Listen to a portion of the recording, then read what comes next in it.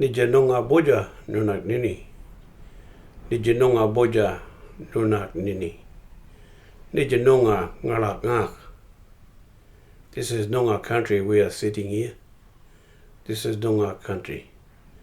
This is our motherland, the Boja. Special place for Noongar people.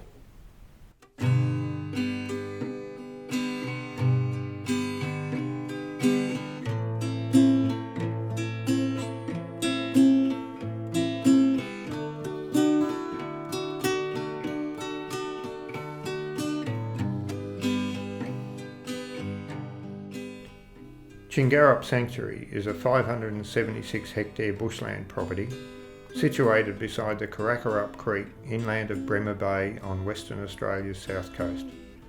A Perth-based couple, Eddie and Donna Wayon, purchased this land for conservation in 2002. It was the very first property acquired for ecological restoration as part of the Gondwana Link. We've effectively owned this property since 2002, 14 years. And we bought it to preserve bushland and enjoy the wildflowers, but it's turned out to be more than that. It's turned out to be an ecological restoration journey as well. We now have about 450 species of flora on our property that we know of, 550 fauna species, including 105 birds and 250 moths. And this is all through the cooperation of people, friends, organisations throughout the world and locally. Just an amazing, involvement of people and knowledge that we've gathered on the property. One of the really interesting things about the property is that we are seeing now malleefowl every single time we come. And they stroll, they kind of waddle here and there, and they were under the fruit orchard. I was weeding there. And they came and were eating the grubs underneath, and you could see them scratching the ground. It's just such a wonderful feeling to have these beautiful birds come back onto the property. A key part of the Gondwana Link vision is reconnecting habitats between the Stirling Range and Fitzgerald River National Parks. Greening Australia replanted 80 hectares of cleared land on the property. Over the years, the ongoing work at Chingarrup has been helped by Green Skills, the Conservation Council of WA, Bush Heritage, other groups and many volunteers, all carrying out a range of management, research and monitoring. So much has happened here. Bird mist netting, fauna pit trapping, bird nest surveys, moth light trapping, baiting for feral predators, bat detecting, plant surveys and wildlife photography, restoration planting and monitoring, dieback hygiene measures, stream monitoring, all helping to increase our ability to care for the natural environment. One of the features of the area are the river pools along the Chingarrup and Corackerup creeks. They form part of the life-nourishing wetlands across Gondwana Link, providing a special refuge for a wide range of wildlife, especially in times of drought. Geraldine and Steve Janicki are river ecologists, surveying the health of these streams. These river pools here in the Corackerup and Chingarrup, they're terrific pools in that they've got good, long, deep pools within them that are refugia for all sorts of aquatic animals and the birds of course as well. They're moderately healthy, which is fantastic, and it's exciting to see all the re-veg work, and it'd be really interesting to see how that impacts all these river pools over the coming years, because I believe that they will.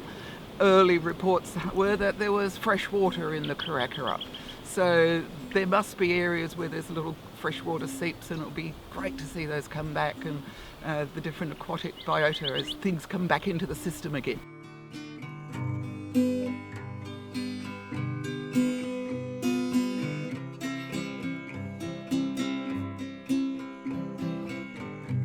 So some of the things that we tend to find in these river pools are, there's a range of fish. You've got your Swan River goby, we often find the minnow and also a hardyhead. So they're all species that are tolerant of a range of salinities, and the invertebrates that live there, many of them are the food sources for the fish, and of course the fish are food sources for your grebes and cormorants that live in the area as well.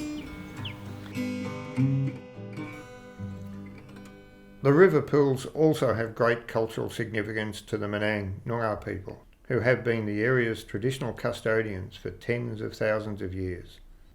Local elder Eugene Eads explains the area's importance, and the Corackerup Creek in particular, for the Noongar people. Today we're gathered at a site which is known to Noongar people as the Corackerup Reserve, and also behind me you'll see the Corackerup River. And these water systems meant so much to the Noongar people. It played a big role in their existence. And as they would come to places like this where there's large amounts of water, there'd be lots of activities that would follow and be carried out.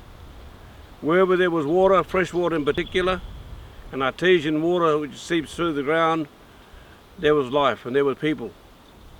And the Noongar people shared those places, those drinking water areas with animals, likewise with themselves, and lots of other things followed. The hunting and the gathering that took place in and around the areas. And right now we're in the season of Jilba, which is the 5th season in the Noongar calendar. And so this time of the year there would be close to rounding up and hunting and gathering turtle.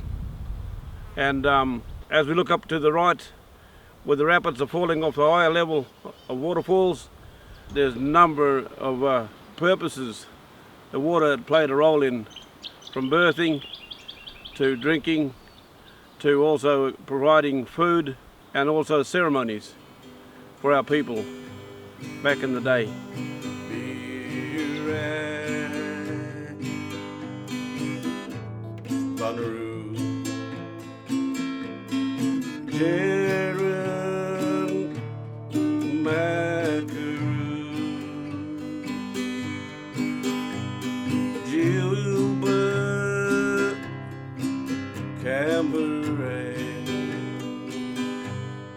Names of the past